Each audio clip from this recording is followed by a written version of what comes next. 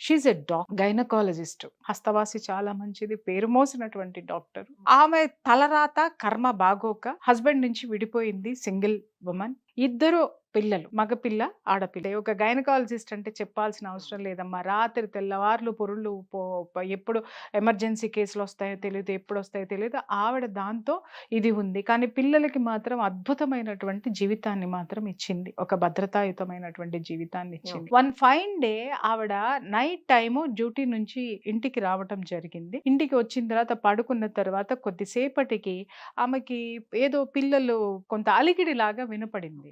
వినపడేసరికి అరే పిల్లలు ఏమన్నా లేచారేమో, లేచి చూస్తే ఇద్దరు బెడ్రూమ్స్ లో ఒక బెడ్రూమ్ తలుపు ఇట్లా ఓపెన్ చేసి ఉంది. అరే పిల్లలు ఏమన్నా లేచారేమో పలకరిద్దాం, పొద్దున్నుంచి చూడలేదు కదా అని చెప్పేసి అక్కడికి వెళ్ళి ఆ సగం తెలిసినటువంటి ఆ తలుపు సందులో నుంచి చూసినటువంటి దృశ్యం చూసి ఆమెకి గుండె ఆగినంత పని అయింది.